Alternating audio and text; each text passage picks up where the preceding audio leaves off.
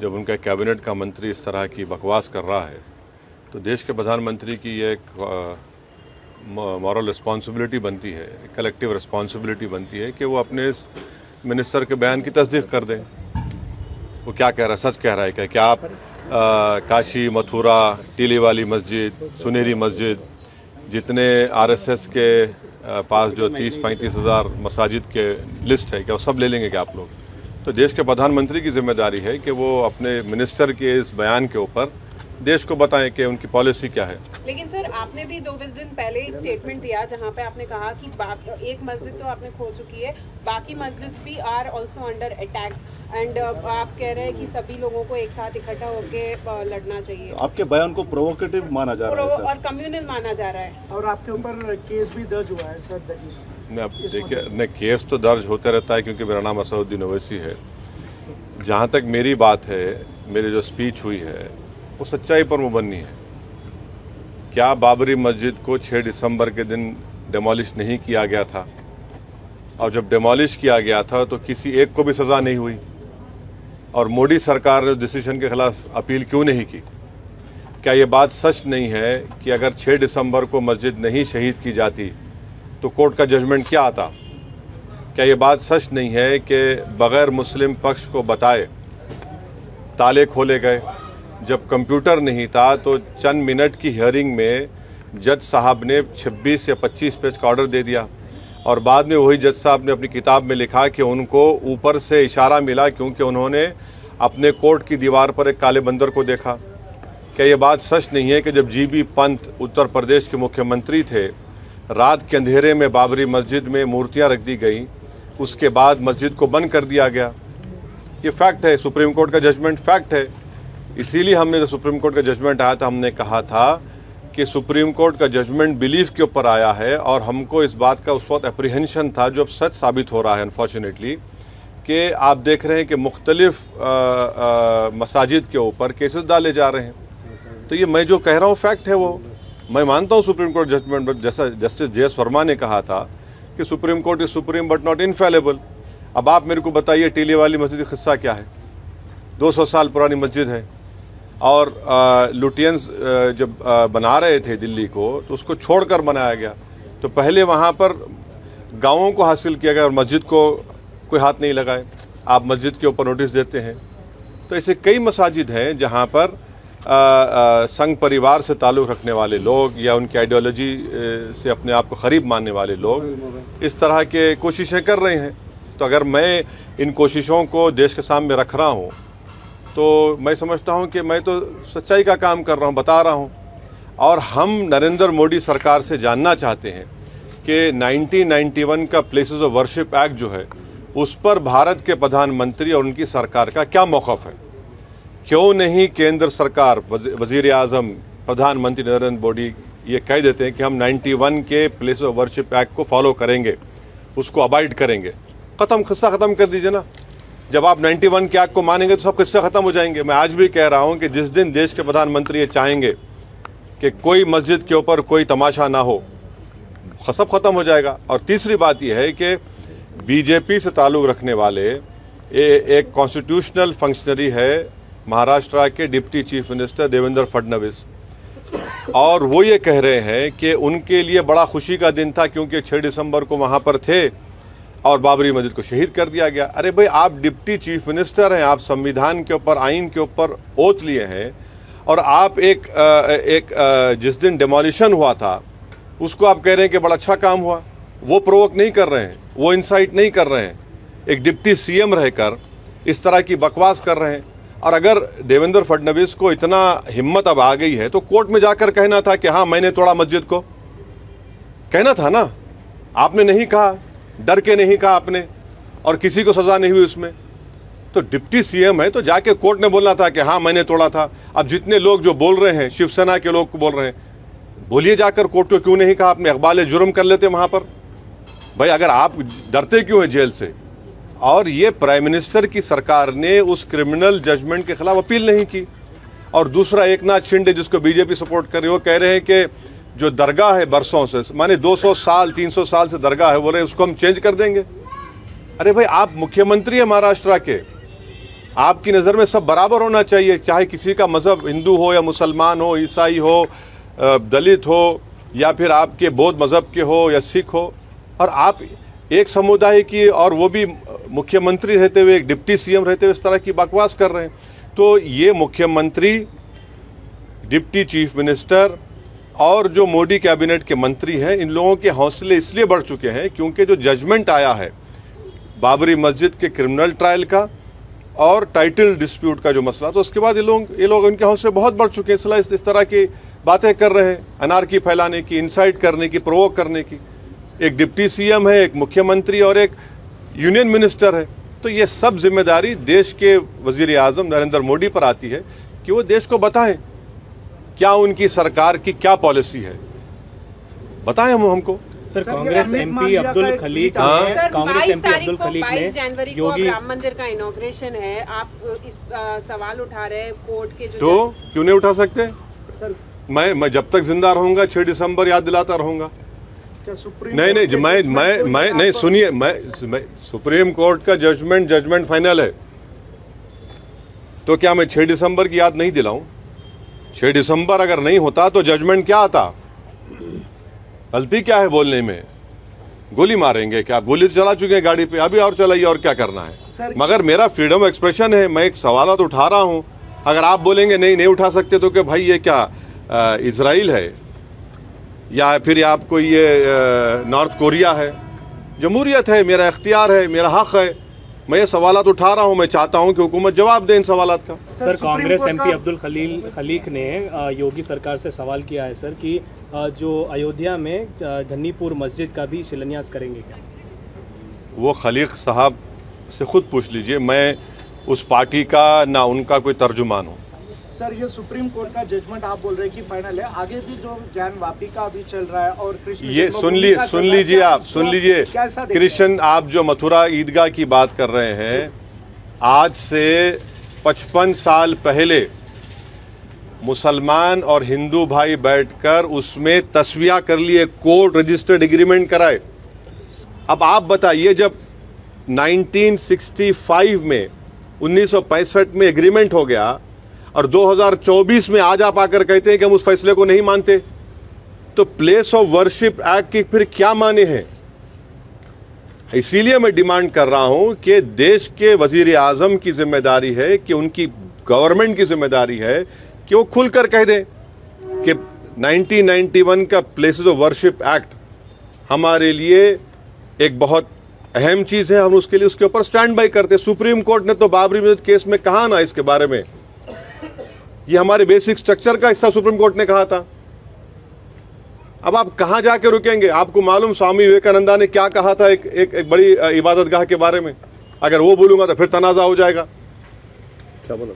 आप पढ़ लीजिए, आप लोग पढ़ते नहीं तो मैं क्या करूं? सर, पार्लियामेंट चुनाव आने वाले हैं सर। को कम्युनल कहा, आपके स्टेटमेंट को कम्युनल कहा जा रहा है and you are trying to divide, bring a divide among. ऐसा है ना, असदुद्दीन ओवैसी ही इस मुल्क का सबसे बदनाम आदमी है, बाकी सब राजा हरिश्चंद्र की औलाद है, दूध के धुले हुए हैं, इनसे कोई गुनाह हो ही नहीं सकता, इनसे कुछ हो ही नहीं सकता। भाई, गांधी के कत्ल से लेके 2002 के गुजरात तक, उत्तर प्रदेश में बुलडोजर से लेके एनकाउंटर में हथकड़ियां हैं गोली मारने से, सब जिम्मेदार मैं हूं, दूसरे नहीं है। कोई बात नहीं, लगाइए इल्जाम। पार्लियामेंट तो अभी क्या होना चाहिए सर? क्योंकि 22 तारीख को क्या होने वाला है? 22 तारीख को इनॉग्रेशन होने वाला है। हाँ। तो किस प्रकार का माहौल होना? एक तरफ आप जो है अपनी बात कर रहे हैं। हाँ, तो मेरी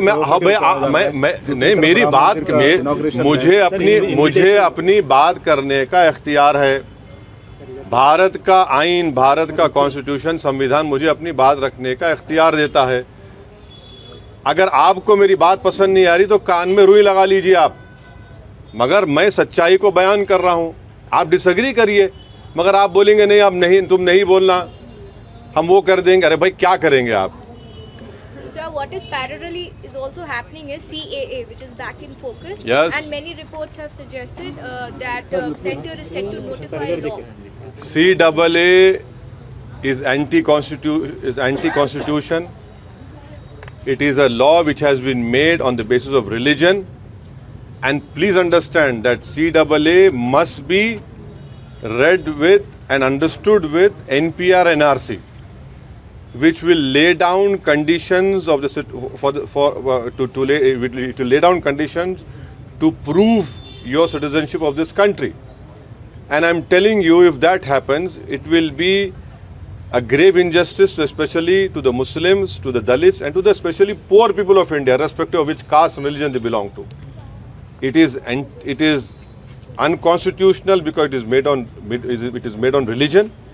Secondly, it has to be understood with NPR NRC.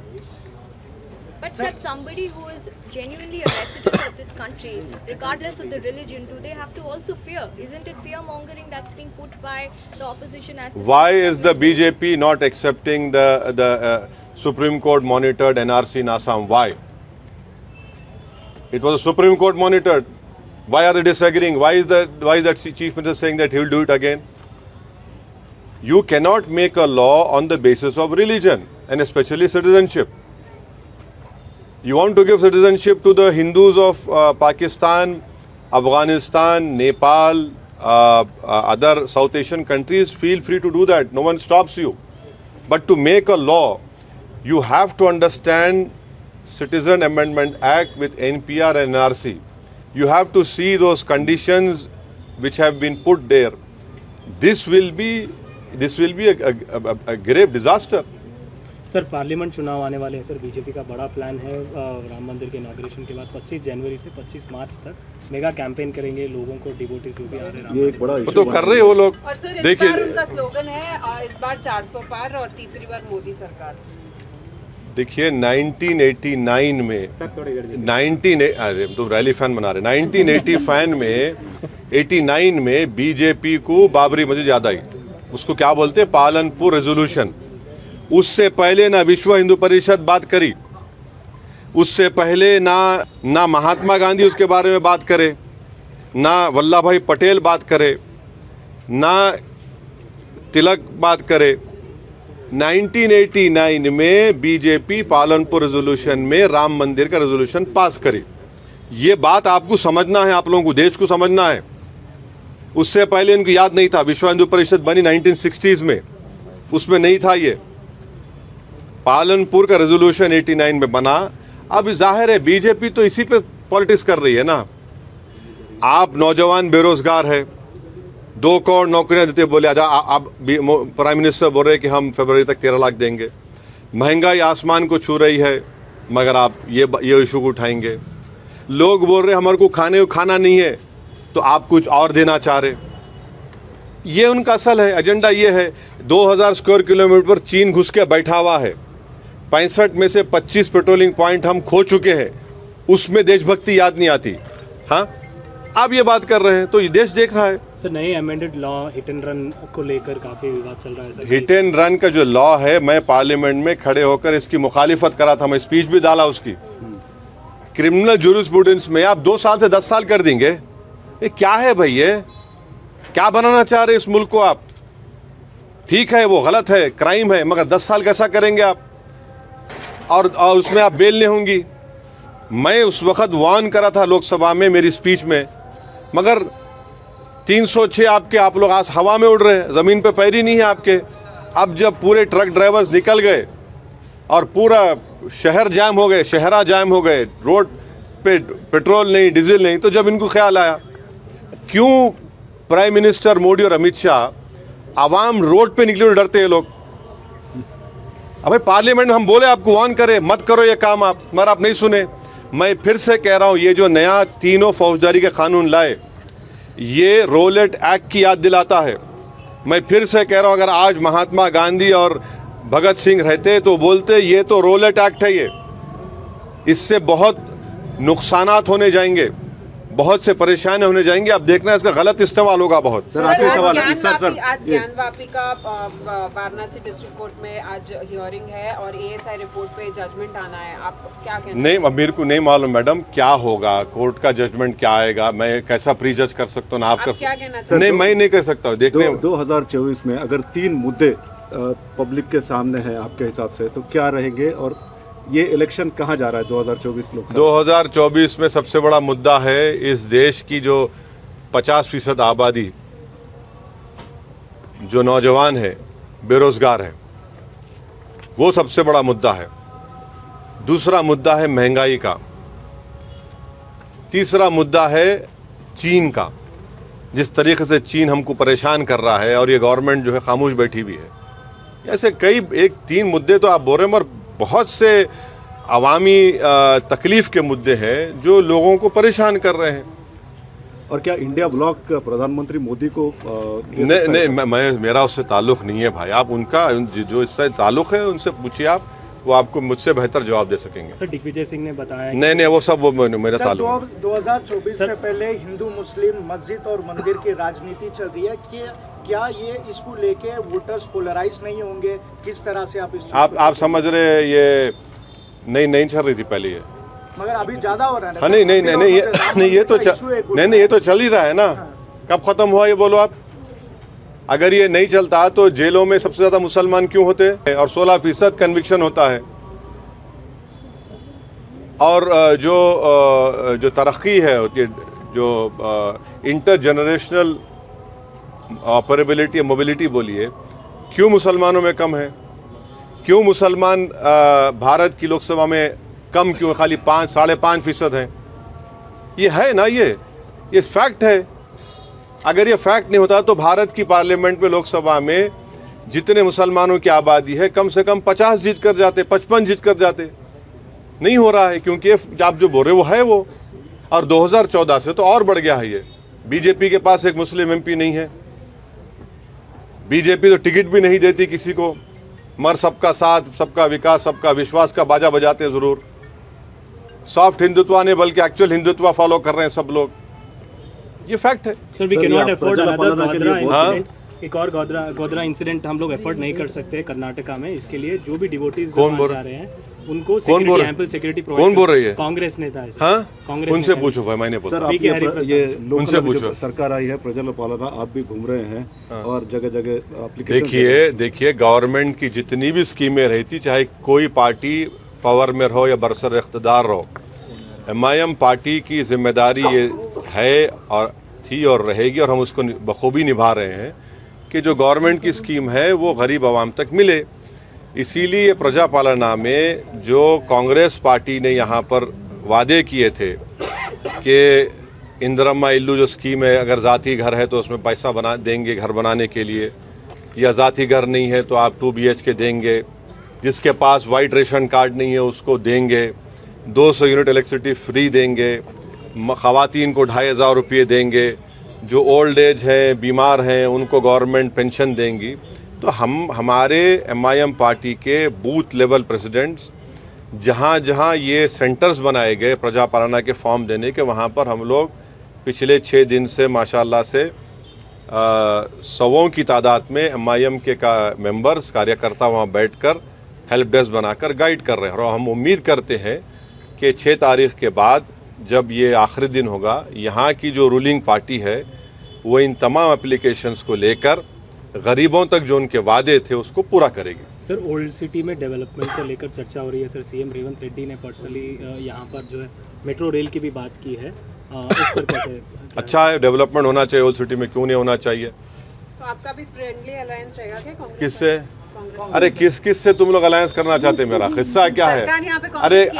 अरे भाई तुम फंस गए, रजिया का हल कर दे रहे मेरा, छोड़ो।